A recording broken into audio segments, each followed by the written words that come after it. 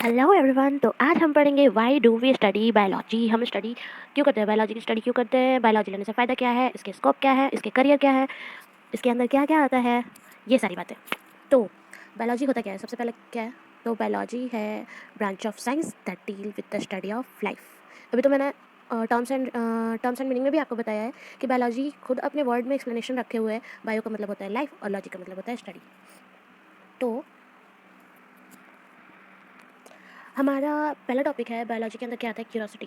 तो क्यूरोसिटी कैसे आ गया? क्यूरोसिटी इस तरह से आया कि जब आप बायोलॉजी लेते हो तो आपके अंदर उत्सुकता होनी चाहिए इसे पढ़ने के लिए कि इसके अंदर क्या क्या आता है, हमें क्या पढ़ना है और हम इसके साथ क्या कर सकते हैं। क्यूरोसिटी आंखें देखती कैसे हैं, लिप्स मूवमेंट कैसे करते हैं, टंग टेस्ट कैसे बताता है, हमारा फिटनेस कैसे मेंटेन होगा, हर चीज़ जानने की इच्छा रखना, ये क्यूरोसिटी है। उसके बाद ये हमारा फर्स्ट कंसर्न है। अभी फर्स्ट कंसर्न कैसे है? हमारा फर्स्ट कंसर्न क्या है? हमारी बॉडी। ठीक है, हमारी बॉडी, हमारा फिटनेस, इसका नरिशमेंट, इसका प्रोटेक्शन कि हम डिजीज़ से कैसे अपनी बॉडी को प्रोटेक्ट कर सकते हैं।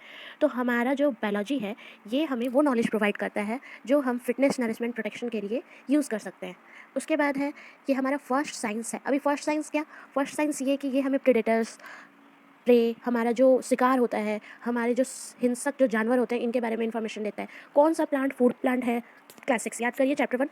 कौन सा प्लांट शेल्टर प्लांट होता है, यानी कि वुडन हाउस जब बनता है तो किस प्लांट से घर बनता है, ये बताता है। कौन सी लकड़ियाँ जलाने के लिए काम आती हैं, हम पूजा में देवदारू वृक्ष की लकड़ियाँ होती हैं वो जलाते हैं। तो हमें ये सारी और भी कई सारी इन्फॉर्मेशन देता है। उसके साथ साथ हमें और भी इन्फॉर्मेशन मिलती है इससे, जैसे हम हमारे अंदर वो कौन सी क्रियाविधि चलती है जिसकी वजह से हम किसी चीज़ को मेमोराइज़ करते हैं, मतलब मेमोरी कर याद रखते हैं। और हम सोते हैं तो हमें सपने कैसे आते हैं, उन सपनों का मैकेनिज़्म क्या है। उसके बाद एक और रीज़न है बायोलॉजी पढ़ने का कि हम उसमें अपने ओरिजिन के बारे में पढ़ते हैं, जो ह्यूमन रेस का ओरिजिन है कि हमारे अंदर कैसे डेवलपमेंट होती है इस समय के साथ साथ, वो चीज़ हम पढ़ते हैं। उसके बाद हम एक और चीज़ पढ़ते हैं बायोलॉजी के अंदर, ये कि क्या हमारे अलावा भी किसी और प्लेनेट में लाइफ है। तो जाहिर सी बात है, हम सब जानते हैं साइंटिस्ट लोग इस चीज़ पे स्टडी कर रहे होते हैं, इस चीज़ के बारे में खोज कर रहे होते हैं। तो वो किस चीज़ के अंदर आता है? बायोलॉजी के अंदर आता है। अगला रीज़न है बायोलॉजी पढ़ने का कि हम जिंदा रहने का मतलब समझते हैं, मतलब मीनिंग ऑफ बीइंग अलाइव। ये चीज़ हम समझते हैं बायोलॉजी से कि जिंदा रहने का मतलब क्या है। उसके बाद बूढ़ा हो जाना, गेटिंग ओल्ड किसको कहते हैं, कैसे कैसे चेंजेस आते हैं जब हम ओल्ड होते जाते हैं, हमारा एज ऊपर की हो जाता है, तो वो चेंजेस, उस चेंजेस की स्टडी हम करते हैं। उसके बाद जो हमारा एग्जिस्टेंस है, मतलब हमारी जो एग्जिस्टेंस है मरने के बाद या फिर जन्म लेने से पहले हमारा क्या एग्जिस्टेंस था, ये हमें बायोलॉजी बताता है। उसके बाद जो हमें कहते हैं ना कि लाइफ, बर्थ से डेथ के बीच में जो भी चीज़ें होती हैं, तो उस चीज़ को हमारी बॉडी कैसे करती है, कैसे हमारा माइंड मैनेज करता है, उन सारी चीज़ों को समझना, ये भी हम बायोलॉजी के अंदर पढ़ते हैं। अभी क्या होता है कि कई बार जब हमें चोट लगती है या फिर कभी हमारा माइंड हर्ट होता है तो हमें पेन होता है, internal pain, external pain, body pain, heart pain. तो ये सारे कई तरह के पेन जो हैं, इसके बारे में हम बायोलॉजी में पढ़ते हैं। हम सोते कैसे हैं, हमें नींद कैसे आती है, और हमारे अंदर जो कैपेसिटी होता है किसी भी मेमोरी को रिकॉल करने का, उसे स्टोर करके रखने का, बुरी बातें, अच्छी चीज़ें, बेकार चीज़ें, सभी चीज़ों को हम याद कैसे करते हैं, ये सारी चीज़ें हम बायोलॉजी के अंदर पढ़ते हैं। अभी इतना काफ़ी नहीं है, अभी हम इतनी सारी चीज़ें पढ़ेंगे कि हम बायोलॉजी के अंदर किन किन चीज़ों को जानते हैं, समझते हैं, याद करते हैं, ये हमारे लिए बहुत इंपॉर्टेंट है। लेकिन इसके लिए सबसे इंपॉर्टेंट है आपकी क्यूरियोसिटी। जब तक आप अंदर से जिज्ञासु नहीं होंगे, आप नहीं समझेंगे कि हमारी बायोलॉजी हमारे लिए कितनी इंपॉर्टेंट है और इसके कितने सारे फ़ायदे हैं पढ़ने के। अगला है फूड। उसके बाद हमारी जो बेसिक नीड्स होती है, जैसे कि प्लांट और माइक्रोब्स को जो सप्लाई होती है, शेल्टर। फिर उसके बाद जो माइक्रोब्स से हमारी पेपर बनती है, फिर जो प्लांट से हम टिम्बर, शुगर, एनर्जी, ड्रग्स, ये सब सब जो यूज़ में लेते हैं, ये बायोलॉजी हमारी बेसिक नीड्स को भी पूरी करती है। क्योंकि जब अगर हम पढ़े नहीं होते बायोलॉजी, तो फिर हम इन सब चीज़ों को यूज़ करना कहाँ से जान पाते। सबसे इंपॉर्टेंट अभी जबकि कोरोना चल रहा है, तो सबसे इंपॉर्टेंट है कि बायोलॉजी हमें मदद करती है किस चीज़ से फाइट करने में, डिजीज़ से। डिजीज़, क्योंकि डिजीज़ से फाइट करने के लिए नॉलेज ऑफ मेडिसिन चाहिए, सर्जरी की नॉलेज चाहिए, माइक्रोबायोलॉजी की नॉलेज चाहिए। इसलिए चाहिए क्योंकि हम इसकी मदद से किसी भी बीमारी को कंट्रोल कर सकते हैं, ठीक कर सकते हैं, या फिर उसको प्रिवेंट करने की कोशिश कर सकते हैं बायोलॉजी की हेल्प से। फिर होता है बायोलॉजी हमें नॉलेज देता है किस बारे में, डिज़ीज़, पब्लिक हेल्थ कैसे? तो जो हमारा इम्पोर्टेंस है फैमिली वेलफेयर, सैनिटाइजेशन का, उसके बाद न्यूट्रिशन का, उसके बाद कॉमन डिजीज़ जो होती हैं वो कैसे फैलती हैं, ये सारी चीज़ें हमें बायोलॉजी के अंदर इन्फॉर्मेशन मिलता है कि इन चीज़ों से हमें कैसे यूज़ करना है, प्रिकॉशंस लेने हैं, कैसे हमें इन बीमारियों से बचना है, और वैक्सीनेशन वगैरह प्रोटेक्शन जो हम लेते हैं वो कैसे लेते हैं, ये सारी इन्फॉर्मेशन हमें बायोलॉजी से मिलती है। उसके अलावा हमारी कई सारी प्रॉब्लम सॉल्विंग होती है बायोलॉजी। अभी प्रॉब्लम सॉल्विंग बायोलॉजी कैसे हो गई? तो कई बार ऐसा हुआ कि हाँ, कई कई जगहों पे, अलग अलग जगह पे किसी बीमारी के कारण बहुत सारे लोग मर गए। अभी जब हम बायोलॉजी पढ़े, समझे, उसको अप्लाई किए, तो हमने मेडिसिन बनाया, मेडिसिन निकाला। मेडिसिन निकालने से क्या हुआ कि हम उस बीमारी का रोकथाम कर सकें, और उस रोकथाम करने से वो बीमारी ठीक कर दी गई। इस तरह से ये प्रॉब्लम सॉल्विंग रहा। तो कई सारी बीमारी हैं, कई सारी बीमारियों की अभी भी फुली सॉल्यूशन नहीं मिली है, उसका सॉल्यूशन फाइंड आउट किया जा रहा है। तो ये सारे इन्फॉर्मेशन हमें कहाँ से मिलते हैं? बायोलॉजी से। अगला है इकोसिस्टम। अब इकोसिस्टम कैसे बायोलॉजी के अंडर आया? तो क्या होता है कि हमारी जो बायोलॉजी की स्टडी है वो हमें समझाती है और हमें बताती है, ये कॉम्प्लिकेटेड जो रिलेशनशिप है ना हमारी ऑर्गेनिज्म की इकोसिस्टम से, उसे हमें बायोलॉजी समझाती है। इसीलिए हम बायोलॉजी पढ़ते हैं, क्योंकि हम अपने इकोसिस्टम से उसकी मदद से डील कर सकें। अभी फॉरेस्ट के बारे में भी हम बायोलॉजी के अंदर पढ़ते हैं। वो कैसे? तो जो रेनफॉल होता है, जो सॉइल इरोजन होता है, फ्लूड होता है, क्लाइमेटिक कंडीशंस आते हैं, वाटर अवेलेबिलिटी होता है जो रिवर में कभी कम कभी ज़्यादा, तो ये सारे पॉइंट्स जो हैं वो हम बायोलॉजी के अंदर पढ़ते हैं। अगला है पेस्टिसाइड्स एंड फर्टिलाइजर्स। अभी इनकी बातें मैं इसलिए कर रही हूँ क्योंकि ये भी हम बायोलॉजी के अंदर पढ़ते हैं। क्योंकि बायोलॉजी हमें बताता है कि जो केमिकल यूज़ होता है वो कितने अमाउंट में और कितना टॉक्सिक होता है एक्सेस यूज़ किए जाने पे, और वो किस पेस्टिसाइड किस कौन सा पेस्टिसाइड किस प्लांट के लिए यूज़ होता है, कौन सा फर्टिलाइजर किस प्लांट के लिए होता है, ये सारे इन्फॉर्मेशन हम बायोलॉजी के अंदर पढ़ते हैं। अभी नेक्स्ट पॉइंट है पॉल्यूशन। पॉल्यूशन हमारे अभी के टाइम का बहुत बहुत बड़ा प्रॉब्लम है। मतलब एयर पॉल्यूशन ले, वाटर पॉल्यूशन ले, क्योंकि पानी हमें बहुत दिक्कत हो गई है, अभी हमें बढ़िया पानी, साफ़ पानी नहीं मिल रहा है पीने को। तो पॉल्यूशन भी हमारे बहुत बहुत ही इंपॉर्टेंट पॉइंट है। जो इंडस्ट्री से, एग्रीकल्चर से, ऑटोमोबाइल से या वेस्ट वाटर से जो मतलब गंदगियाँ आती हैं, तो वो कहीं ना कहीं अफेक्ट लैंड को भी करती हैं, वाटर को भी करती हैं। तो हमें बायोलॉजी बताता है कि हमें इस पॉल्यूटेंट से कैसे अपने आप को बचाना है और किस तरह की हम प्रिकॉशंस लेंगे कि हम उसको काफ़ी हद तक एलिमिनेट कर सकें, ताकि हम पॉल्यूशन को कई हद तक रोकें। उसके बाद है नेचुरल रिसोर्सेज। नेचुरल रिसोर्सेज की स्टडी भी हम बायोलॉजी में करते हैं। अभी वो कैसे, क्या होता है कि बहुत सारे नेचुरल रिसोर्सेज जो है वो ख़त्म हो रहे हैं। क्यों ख़त्म हो रहे हैं? क्योंकि वो बहुत जल्दी, कहते हैं, रिन्यू नहीं हो रहा है, या फिर बहुत ही लिमिटेड है, तो वो नेचुरल रिसोर्सेज ख़त्म हो रहे हैं। अभी उस रिसोर्स को प्रॉपरली कंजर्व करने का तरीका हम बायोलॉजी में पढ़ते हैं। नेक्स्ट है हमारा कि बायोलॉजी का प्रोफेशन। तो क्या है, हमारे जो वर्किंग पॉपुलेशन है, मैंने कहा वर्किंग पॉपुलेशन, उसका 25 to 50% इंगेज है हमारे बायोलॉजी से रिलेटेड प्रोफेशंस में, मतलब उस प्रोफेशंस में जो बायोलॉजी से रिलेटेड है। अभी हम पढ़ेंगे कि वो कौन कौन से प्रोफेशन है जो बायोलॉजी से रिलेटेड है। तो सबसे पहला हमारा है एग्रोनॉमी। एग्रोनॉमी क्या होता है? एग्रोनॉमी है कि हम क्रॉप प्रोडक्शन को और फार्म्स का जो मैनेजमेंट होता है वो एग्रोनॉमी के अंदर आता है। तो इसकी स्टडी करने से आप करियर चुन सकते हैं। बायोलॉजी पढ़ के बायोलॉजिस्ट के फील्ड में एक ये भी करियर है जिसको आप चुन सकते हैं। दूसरा है आपका एनिमल हस्बेंड्री। एनिमल हस्बेंड्री में क्या होता है? मैनेजमेंट होता है डोमेस्टिकेटेड एनिमल को पालन, वही एनिमल को पालना, उनका जैसे भेड़ें होती हैं तो उनका वूल रियर करना, ये सारी चीज़ें एनिमल हस्बेंड्री के अंदर आती है। ये भी एक प्रोफेशन है, ये भी एक करियर है। अभी तो इसके अंदर कई सारे करियर्स आएंगे, लेकिन मैं वन बाय वन आपको बता रही हूँ, आप ध्यान से सुनना। अभी तीसरा करियर है एंथ्रोपोलॉजी। एंथ्रोपोलॉजी क्या होता है? हम जो ओरिजिन है हमारे प्रेजेंट और पास्ट रेसेस का, जो ओरिजिन है उसका फिजिकल और मेंटल डेवलपमेंट, साथ ही साथ कल्चरल और सोशल कस्टम भी अभी का और पास्ट का जो हम पढ़ते हैं वो एंथ्रोपोलॉजी के अंदर आता है। उसके बाद है एपिकल्चर। एपिकल्चर में क्या होता है? बी कीपिंग होता है। मतलब कि उसको हिंदी में मधुपालन भी कहते हैं, जैसे शहद जिससे हम निकालते हैं, बी वैक्स जो हम निकालते हैं, वो एपिकल्चर के अंदर आता है। नेक्स्ट है हमारा बायोमेडिकल इंजीनियरिंग, इसे बायो इंजीनियरिंग भी बोलते हैं। इसके अंदर क्या होता है कि हम जो इलेक्ट्रॉनिक इक्विपमेंट्स आते हैं, जो उसके डिज़ाइंस हैं, उसके प्रोडक्शन हम करते हैं, ह्यूमन बींग के लिए जो यूज़ होता है, जो मेडिकल लाइन में इक्विपमेंट और इलेक्ट्रॉनिक इंस्ट्रूमेंट्स जो यूज़ होते हैं, उसका डिज़ाइन और प्रोडक्शन किसके अंदर आता है? बायोमेडिकल इंजीनियरिंग या बायो इंजीनियरिंग के अंदर। जैसे आर्टिफिशियल लिम्स हो गया, या फिर इम्प्लांटेशन के जो होते हैं इक्विपमेंट्स, जैसे पेस मेकर, ये सारी चीज़ें बायो इंजीनियरिंग के अंदर आती हैं। तो ये भी हमारा एक करियर है। उसके बाद है बायोटेक्नोलॉजी। बायोटेक्नोलॉजी क्या होता है? ये एक स्टडी है, एक उपयोग करने का तरीका है किस चीज़ का। और जैसे वैक्सीन वगैरह हो गया ना, vaccine, biogas, antibiotics, vitamins, enzymes, organic acids, ये सारी चीज़ें जो हैं, हम इसके जो हमारी नेसेसिटीज़ है, जो हमारे कंफर्ट्स के लिए ये सारी चीज़ें हैं, फॉर एग्जांपल, ये सारी चीज़ें हमारी बायोटेक्नोलॉजी के अंदर बनती है। तो ये भी एक करियर हो गया। नेक्स्ट करियर है ब्रीडिंग। अभी ब्रीडिंग में क्या होता है कि डेवलप किया जाता है इम्प्रूव वैरायटी। जैसे इम्प्रूव वैरायटी हमने सुना है, हाइब्रिड्स होते हैं और भी वेरिएशंस होते हैं, जो अलग अलग मीटिंग के सेलेक्टिव मीटिंग्स के साथ जो वेरिएशंस किया जाता है, उसका डेवलपमेंट होता है हमारा ब्रीडिंग। तो ये भी एक करियर है, ये भी एक प्रोफेशन है, आप इसे भी एज अ प्रोफेशन चुन सकते हैं। फिर है हमारा डेयरी टेक्नोलॉजी। अभी डेयरी टेक्नोलॉजी में क्या होता है कि हम प्रिजर्वेशन ऑफ मिल्क करते हैं, या फिर मिल्क प्रोडक्ट का प्रिपरेशन करते हैं, क्योंकि जो काऊ होते हैं, जो कैमल होता है, मतलब जो जिस एनिमल से हमें मिल्क मिलता है, तो उस मिल्क प्रोडक्ट बनाना और उस मिल्क को प्रिजर्व करना पैकेट फॉर्म में, बॉटल फॉर्म में, उसे पैक करके उसे मार्केट में, ये भी एक प्रोफेशन है, एक करियर है, जिसे डेयरी टेक्नोलॉजी बोलते हैं। उसके बाद है डेंटिस्ट्री। डेंटिस्ट्री के अंदर क्या आता है? Of course we all know, हम जानते हैं, केयर ऑफ टीथ, यानी कि cleaning, polishing, removal of spoiled teeth, या फिर फिलिंग, फिटिंग, आरसीटी, ये सारी चीज़ें डेंटिस्ट्री के अंदर आ गई। यानी dentistry is a profession that deals with the problem of the teeth. हमारे टीथ के साथ जो भी दिक्कतें आती हैं, तो हम डेंटिस्ट के पास जाते हैं। उसके बाद है एंटोमोलॉजी। अभी एंटोमोलॉजी क्या है? तो इंसेक्ट्स की बायोलॉजी, यानी कि इंसेक्ट्स के लाइफ की study. Insect biology, insect means bio means life, logy means study. Insects की लाइफ की स्टडी को एंटोमोलॉजी कहते हैं। तो इसमें भी स्कोप है, इसका भी हम डिटेल स्टडी करें तो आगे जाके हम इसे एज अ करियर चुन सकते हैं। नेक्स्ट है हमारा फिशरी। फिशरी में क्या होता है?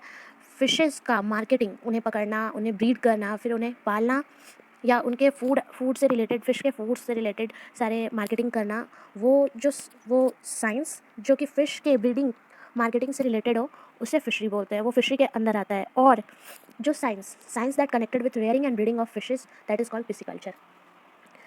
नेक्स्ट है हमारा फ्लोरिकल्चर। वाओ, कितना सुंदर है ना। फ्लोरिकल्चर का मतलब तो आप समझ गए होंगे इमेज देख के। फ्लोरिकल्चर एक स्कोप है किस चीज़ का? Cultivation of plant for their flowers. तो फ्लावर्स के लिए कई बार बड़े बड़े जो ओकेजन्स होते हैं, वहाँ कई सारी फ्लावर्स की आवश्यकता होती है। तो बहुत से ऐसे लोग हैं जो फ्लोरिकल्चर का करियर चुनते हैं, क्योंकि उन्हें बहुत बड़े बड़े ऑफर्स मिलते हैं कि हमें इतने सारे फ्लावर्स चाहिए। तो वो भी बहुत अच्छा फील्ड है, मतलब सोर्स ऑफ इनकम वहाँ से भी काफ़ी अच्छी आती है। तो cultivation of plant for the flowers is known as floriculture. अभी नेक्स्ट है हमारा कैरियर इन फूड टेक्नोलॉजी। अभी फूड टेक्नोलॉजी क्या है? तो फूड का फूड का प्रिजर्वेशन करना, उसे प्रिजर्व करने के लिए उसका ट्रीटमेंट, वो प्रिजर्वेशन के अंदर जो प्रोसेसिंग्स आती है, वो डिफरेंट टाइप के प्रोसेसेस जो होते हैं, उस फूड प्रिजर्वेशन किसके अंदर आता है? फूड टेक्नोलॉजी के अंदर आता है। फिर नेक्स्ट है फॉरेंसिक साइंस। अभी फॉरेंसिक साइंस के अंदर क्या होता है? तो साइंस का एप्लीकेशन, फिजिकल और बायोलॉजिकल साइंस का एप्लीकेशन क्रिमिनल या फिर सिविलियन लॉ के लिए। अभी फिजिकल या फिर बायोलॉजिकल साइंस का एप्लीकेशन करते हैं क्रिमिनल या फिर सिविलियन लॉ के लिए। क्यों? Identification of various fact. हम आइडेंटिफाई करने के लिए इस बायोलॉजी का यूज़ करते हैं, जो वेरियस फैक्ट्स होते हैं, कि किसी ने जहर खाया हो, या किसी ने नशा किया हो, या फिर किसी का ब्लड ग्रुप चेक करना हो, उनके फिंगरप्रिंट्स चेक करने हो, तो वो फॉरेंसिक साइंस के अंदर आता है। इसमें भी अलग अलग ग्रुप्स बटे हुए ब्रांचेज़ हैं, तो अलग अलग ब्रांचेज़ का अलग अलग करियर होता है। जैसे कि नेक्स्ट है डीएनए फिंगरप्रिंटिंग। डीएनए फिंगरप्रिंटिंग के अंदर आता है डीएनए मैच करना, जेनेटिक फिंगरप्रिंटिंग करना। ये एक टेक्निक है आइडेंटिफाई करने का, एक पर्सन को उसके पैटर्निटी का। अगर डिस्प्यूट हो तो वो इस मेथड के थ्रू हम आइडेंटिफाई करते हैं उसकी पैटर्निटी। अभी नेक्स्ट है फॉरेस्ट्री। फॉरेस्ट्री क्या होता है? तो जो फॉरेस्ट ट्री होते हैं, जिसको सिल्वीकल्चर, जैसे फॉरेस्ट्री के कल्टीवेशन को सिल्वीकल्चर बोलते हैं। तो उस सिल्वीकल्चर को, या फिर कल्टीवेशन ऑफ फॉरेस्ट ट्री के डेवलपमेंट, प्रोटेक्शन, कंजर्वेशन, मैनेजमेंट और सेलेक्टिव एक्सप्लॉयटेशन फॉरेस्ट्री के अंदर आता है। तो forestry includes development, silviculture, protection, conservation and management of forest. फिर जेनेटिक इंजीनियरिंग है। जेनेटिक इंजीनियरिंग क्या करता है? जेनेटिक इंजीनियरिंग के अंदर क्या आता है? तो जेनेटिक इंजीनियरिंग हम इसलिए पढ़ते हैं क्योंकि हम इसके अंदर सीखते हैं प्रोड्यूस करना ऑर्गेनिज्म को नए कॉम्बिनेशन ऑफ जीन्स के नए कॉम्बिनेशन के साथ एक नए ऑर्गेनिज्म को प्रोड्यूस करना जेनेटिक इंजीनियरिंग के अंदर आता है। An important constituent is recombinant DNA technology, जहाँ पे डीएनए सेगमेंट को अदर्स डिफरेंट सोर्सेज से कंबाइन किया जाता है। यानी कि जो रिकम्बिनेंट डीएनए टेक्नोलॉजी के अंदर डीएनए जो सेगमेंट होता है, उसको अलग सोर्स से कंबाइन किया जाता है। ये हमारा जेनेटिक इंजीनियरिंग के अंदर आ गया। अभी अगला है कैरियर इन हॉर्टिकल्चर। तो कैरियर इन हॉर्टिकल्चर तो हम समझ रहे हैं, इमेज में कुछ कुछ देख के समझ में भी आ रहा है, लेकिन इसके अंदर क्या होता है? तो हमारा जो गार्डन है और ऑर्किड्स जो होते हैं, उनके डेवलपमेंट और मैनेजमेंट, वो हमारा हॉर्टिकल्चर के अंदर आता है। अभी नेक्स्ट है ह्यूमन रिप्रोडक्टिव बायोलॉजी। ये तो काफ़ी सीरियस टॉपिक है, काफ़ी सीरियस करियर भी है, क्योंकि यहाँ हम इंसान के बारे में समझते हैं, मेल फीमेल के जो रिप्रोडक्टिव ऑर्गन हैं उनके बारे में पढ़ते हैं। इसमें हम एंड्रोलॉजी, गायनोकोलॉजी, इसके बारे में पढ़ते हैं। एंड्रोलॉजी का मतलब होता है study of male reproductive system and condition specific to male. Gynaecology के अंदर आता है study of female reproductive system and condition specific to females. तो ह्यूमन रिप्रोडक्टिव बायोलॉजी ये हम पढ़ते हैं, ये भी एक करियर है, काफ़ी अच्छा और काफ़ी कॉम्प्लेक्स करियर है, जो बहुत ही इंटरेस्टिंग है। सबसे इंपॉर्टेंट मैंने आपको शुरू में ही कहा था कि क्यूरियोसिटी बहुत मायने रखती है। उसके बाद है मेडिसिन। तो हमारा जो प्रैक्टिस होता है ना, हमारी जो डिज़ीज़ को ठीक करने के लिए जो हम प्रिवेंशन लेते हैं, जो डायग्नोसिस होता है, तो जो दवाइयों के द्वारा ये प्रिवेंशन और डायग्नोसिस होता है, ये मेडिसिन के अंदर आता है। अभी मेडिसिन कितने तरह के होते हैं? तो मेडिसिन हो गए 4 तरह के, एक पहला हो गया एलोपैथी, दूसरा होम्योपैथी, तीसरा आयुर्वेदिक और चौथा यूनानी। और भी कई तरह के मेडिसिन होते हैं, लेकिन हमें यहाँ पे 4 ही पता है, हम और को इंक्लूड नहीं करेंगे, लेकिन अभी भी कई सारे होते हैं। उसके बाद है माइक्रोबायोलॉजी। माइक्रोबायोलॉजी के अंदर हम स्टडी करते हैं स्ट्रक्चर, टाइप्स, लाइफ साइकिल और एक्टिविटी किसकी, माइक्रोब्स की। यहाँ पे हम माइक्रोबायोलॉजी में वर्ड है माइक्रोब्स, माइक्रोब्स की स्टडी हम पढ़ते हैं इसके अंदर, उनका स्ट्रक्चर, उनका लाइफ साइकिल क्या होता है, उनके टाइप्स कैसे होते हैं। अभी माइक्रोबायोलॉजी के अंदर क्या क्या आता है, bacteriology, virology, mycology and protozoology, ये माइक्रोबायोलॉजी के इंपॉर्टेंट ब्रांचेज हैं। अगला है नर्सिंग। नर्सिंग हमारा प्रोफेशन है, ये इसके अंदर हम प्रैक्टिस करते हैं caring of ill and injured, जो भी बीमार है या फिर जो भी इंजर्ड है उनकी जो देखभाल करती है वो कौन करती है, सिस्टर्स करती है, नर्स को सिस्टर्स भी बोलते हैं, और इसके अंदर नर्सिंग के अंदर ये सारी चीज़ें आती हैं। फिर है डाइटेटिक्स, जिसको न्यूट्रिशन भी बोलते हैं और डाइटेटिक्स भी बोलते हैं, यानी न्यूट्रिशन एंड डाइटेटिक्स। इसके अंदर क्या होता है, it is the branch of the science that deal with the nutrients, their amount and composition in diet for various category. तो हमने क्लास 6 के चैप्टर्स में पढ़ा है कि डाइट हमारे लिए कितनी इंपॉर्टेंट है, प्रॉपर डाइट लेना हमारे लिए कितना ज़रूरी है। तो ये सारी चीज़ें हमारी डाइटेटिक्स के अंदर आती है। उसके बाद है ऑक्यूपेशनल थेरेपी। तो मेंटल और फिजिकल डिसऑर्डर होता है बहुत लोगों को, और उसका ट्रीटमेंट ऑक्यूपेशनल थेरेपी से भी होता है, मतलब कि उन्हें ट्रीटमेंट तो मिलते हैं मेडिसिन के, लेकिन थेरेपीज़ के द्वारा भी जो ट्रीटमेंट उन्हें दिया जाता है उसे ऑक्यूपेशनल थेरेपी कहते हैं। अभी अगला है ओलेरिकल्चर। ओलेरिकल्चर होता है वेजिटेबल की फार्मिंग करना, ये भी हमारे यहाँ करियर ही है, कई सारे लोग इस फील्ड में हैं। अगला है ऑप्थेल्मोलॉजी। ऑप्थेल्मोलॉजी क्या है, ophthalmology it is a practice that connected with the care, diagnosis and care of eye disease. तो आँखों से जुड़ी जो भी डिजीज़ है, जो भी प्रॉपर हमें केयर लेनी है आँखों के लिए, जो भी उसकी डिजीज़ डायग्नोसिस होती है, वो किसके अंदर आती है, ऑप्थेल्मोलॉजी के अंदर। अगला है ऑर्थोपेडिक्स। अभी ऑर्थोपेडिक्स के अंदर हम लोग पढ़ते हैं कि हम जो हमारा डिसऑर्डर हो जाता है बोन्स का, जॉइंट्स का, स्पाइन का, तो उसका डायग्नोसिस करना और फिर उसका ट्रीटमेंट करना, ये ऑर्थोपेडिक्स के अंदर आता है। अभी तक हम 27 करियर्स पढ़ चुके हैं और भी करियर्स हैं, तो आपको समझ में आ रहा होगा कि हमारा बायोलॉजी हमारे लिए कितना इंपॉर्टेंट है और हम इसको पढ़ के कितना ज़्यादा नॉलेज वाले हो जाते हैं। लेकिन सबसे इंपॉर्टेंट क्या है, क्यूरोसिटी, हमारी जिज्ञासा। नेक्स्ट है हमारा पैडियाट्रिक्स। ये पैडियाट्रिक्स हमारा मेडिकल साइंस है, जिसके अंदर हम चिल्ड्रंस के, बच्चों के डिजीज़ से रिलेटेड उसके डायग्नोसिस, उसका प्रॉपर केयर, इन चीज़ों की स्टडी हम करते हैं। तो ये हमारा मेडिकल का एक अलग ब्रांच है, इसके अंदर ये सारी चीज़ें आती हैं। उसके बाद है pathology. Pathology is science related to the study of nature, symptom, cause, effect, prevention and suggestive care of disease. तो पैथोलॉजी के अंदर हम बीमारी के कॉज, उसके सिम्टम्स, उसका असर, उसको ठीक करने का उपाय और उसको पूरी तरह ख़त्म करने का तरीका हम पढ़ते हैं। और उसके बाद है फार्माकोलॉजी। ये होता है हमारा knowledge and preparation of drugs. तो फार्माकोलॉजी के अंदर हम ड्रग्स के बारे में पढ़ते हैं, जानते हैं कि उन्हें कैसे प्रिपेयर किया जाता है, और उनके बारे में हम स्टडी करते हैं। अगला प्रोफेशन है, as we all know about pharmacy. Pharmacy हम सभी जानते हैं, जगह जगह मेडिकल स्टोर है। तो जितने भी जो ड्रग्स हैं जो प्रिस्क्राइब किए जाते हैं डॉक्टर्स के द्वारा, तो वो मिलते कहाँ हैं, उसकी कंपाउंडिंग और डिस्पेंसिंग हमारी फार्मेसी पे होती है। तो pharmacy is also a career, बहुत ही अच्छी करियर है ये भी। उसके बाद है फिजियोथेरेपी। फिजियोथेरेपी फार्मेसी हमने पढ़ा, अभी फार्मेसी का हमने इमेज स्क्रॉल नहीं किया। उसके बाद हमारा आता है फिजियोथेरेपी। अभी फिजियोथेरेपी क्या है, फिजियोथेरेपी होता है हमारे बॉडी का ट्रीटमेंट, हमारे बॉडी के वीकनेसेस जो होते हैं, जो हमारे डिफेक्ट होते हैं हमारे बॉडी के अंदर, उनका ट्रीटमेंट। लेकिन कैसे, मसाज और फिजिकल एक्सरसाइज के थ्रू जो हमारे बॉडी के डिफेक्ट्स का, वीकनेसेस का जो ट्रीटमेंट होता है, वो फिजियोथेरेपी के अंदर आता है। अगला है पोल्ट्री साइंस। अभी पोल्ट्री साइंस के अंदर क्या आता है, जो कमर्शियल एक्सप्लॉयटेशन होता है ना, चिकन्स का, डक्स का, घीस का, एग्स के लिए उनके, वो होता है हमारा पोल्ट्री साइंस, वो पोल्ट्री फार्मिंग के अंदर आता है। ये भी हम एज अ प्रोफेशन बहुत जगह देखे हुए हैं। हम जो इतने सारे चिकन्स खाते हैं तो उनका एक्सप्लॉयटेशन किया जाता है, तभी हमारा जो कमर्शियल मैनेजमेंट हो पाता है और हम पोल्ट्री फार्मिंग के अंदर ये सब पढ़ते हैं। उसके बाद है साइकेट्री। तो साइकेट्रिस्ट के बारे में आपने सुना होगा। तो जो मेंटल इलनेस होता है ना, जो दिमागी कमजोरी होती है, मेंटल इलनेस, उनका ट्रीटमेंट कौन करता है, साइकेट्रिस्ट करते हैं। इवन उनका डायग्नोसिस साइकेट्रिस्ट करते हैं, उनका ट्रीटमेंट साइकेट्रिस्ट करते हैं। तो साइकेट्रिस्ट हमारे मेंटल इलनेस को क्योर करते हैं, और ये भी हमारा बायोलॉजी के अंदर आता है। उसके बाद है साइकोलॉजी। साइकोलॉजी हमारे मेंटल क्वालिटीज़, बिहेवियर और हमारे दिमाग के बारे में बताता है। साइकोलॉजी के अंदर हम पढ़ते हैं ह्यूमन माइंड के बारे में, उनके बिहेवियर के बारे में और उनकी मेंटल क्वालिटीज़ के बारे में। उसके बाद है हमारा रेडियोलॉजी। रेडियोलॉजी के अंदर आता है एक्सरे का यूज़ करना, T2 रेज़ का यूज़ करना, अल्ट्रासाउंड का यूज़ करना, और भी कई सारी जो इमेजिंग टेक्निक्स हैं जो डिजीज़ को डायग्नोस करती हैं, उनके डिफेक्ट्स को डायग्नोस करती हैं, वो रेडियोलॉजी के अंदर आता है। नेक्स्ट है रेडियोग्राफी। रेडियोग्राफी रेडियोग्राफी हम यूज़ करते हैं क्योंकि ये एक ट्रीटमेंट का तरीका है किस चीज़ का, कैंसर के ग्रोथ का। कैंसर के ग्रोथ को हम ट्रीट करते हैं रेडियोग्राफी से। जो रेडियो एक्टिव सब्सटेंस होते हैं वो हमें मदद करते हैं कैंसर का ट्रीटमेंट करने के लिए। उसके बाद है सेरीकल्चर। तो सेरीकल्चर में हम सिल्क वोम से जो एक्सट्रैक्ट करते हैं ना, रॉ सिल्क का जो एक्सट्रैक्शन होता है सिल्क वोम से, वो सेरीकल्चर के अंदर आता है। उसके बाद है सॉइल साइंस। सॉइल साइंस को पेडोलॉजी भी बोलते हैं क्योंकि पेडो मतलब होता है सॉइल और लॉजी का मतलब होता है स्टडी।